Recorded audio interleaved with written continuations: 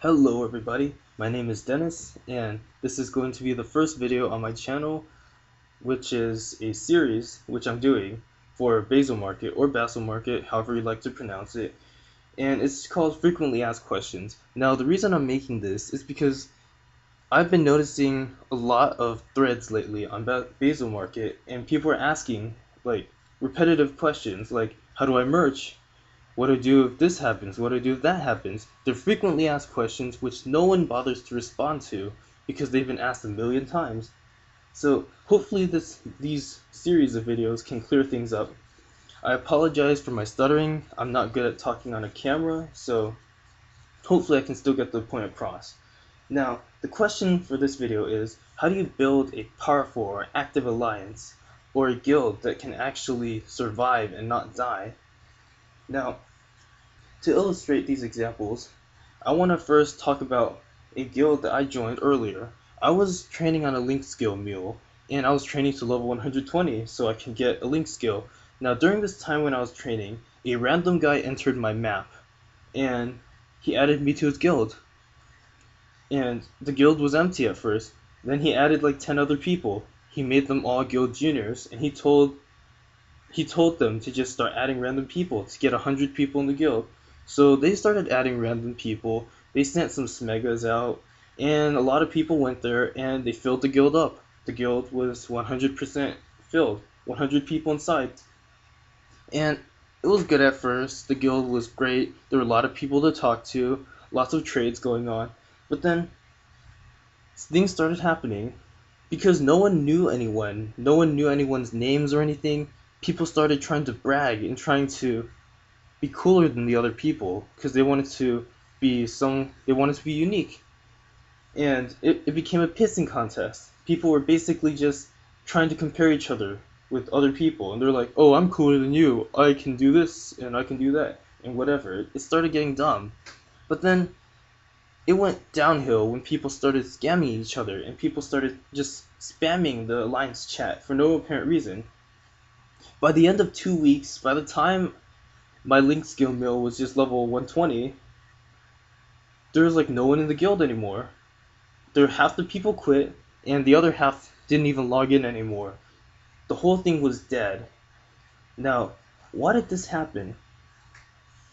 The reason it happened, there are two reasons why it happened. The two worst things to do when recruiting, the two worst things is, number one, smegaing that you're recruiting. Never announce to anyone that never announce to the world that you're recruiting. And the second thing that they did was they were recruiting random people. Now it may seem common sense, but I guess it's not so common sense anymore. The reason why smegaing is bad is when you smega that you're recruiting a guild, it's a scammer magnet. When you use smega, you don't know anyone who's coming. You add anyone to the guild, and you're just randomly adding people, and that's the worst thing you can do because you can just randomly add a scammer without knowing. And if someone gets scammed, then there are more problems, more people quit, more people argue, and the guild may die. The second problem is adding randoms. Now the problem with adding random people is the fact that if they took about 3 seconds to decide, oh, do I want to join this guild? Then they can also take 3 seconds to quit the guild because they put no thought into joining the guild. They can also put no thought into leaving the guild. If joining the guild is so easy, then no one has any value to it. They don't care about it. And I want to cite a source, the FM guild in Windia. There's a guild called FM, and it's a merchanting guild. Every single day, the members of that guild are asked constantly, can I join your guild? Can I join your guild? And they never recruit. So if they never recruit, but everyone wants to get in, then obviously if you can actually get in the guild, it's valued a lot because other people couldn't get inside. And the reason why I mention that is because if you let anyone inside, then no one cares about the guild. They'll just, there's no value into joining the guild. Now, you need to enforce strict recruitment into a guild. Again, do not add randoms. And when I mean randoms, just because someone traded you 10k NX and the trade went okay, does not mean you can just add them randomly. Now, the proper way to develop a powerful guild, you're looking right now, what I'm recording at is my Alliance Hangout area. There's a lot of people here, right? Now, there are a lot of people here, but we're not having some sort of Alliance meeting or anything. We didn't call these people here, they're just here. So how did we build such a powerful guild? Now what we did was we first buddy listed everyone. We didn't just put them in the guild randomly, we added them to the buddy list, and because we did that, we got to know them. First of all, we got to know, do they log in often? That's important, right? If you want an active alliance, you want to know if people log in. So do they log in often? Are they legitimate? Are they at least friendly? All these things you want to find out before adding them to the guild. Because when you just add them, it becomes a whole pile of mess. It's just the whole mess, and it's not a good idea.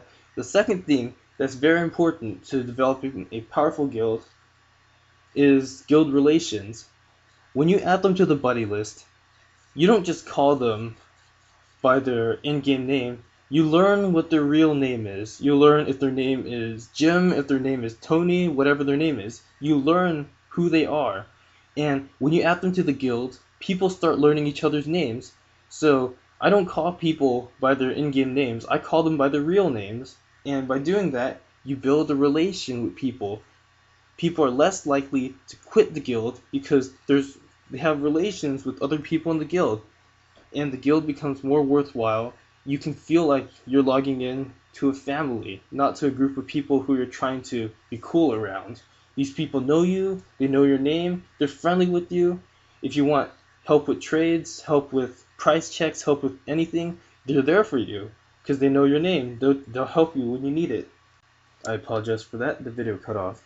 The last point I want to drive home to you guys would have to be level limits, and why it's not a good idea to have level limits.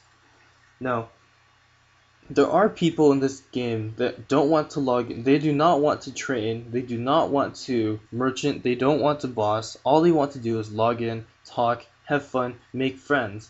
And in having a level limit, you may chase them away, and you miss a potentially great recruit to your guild.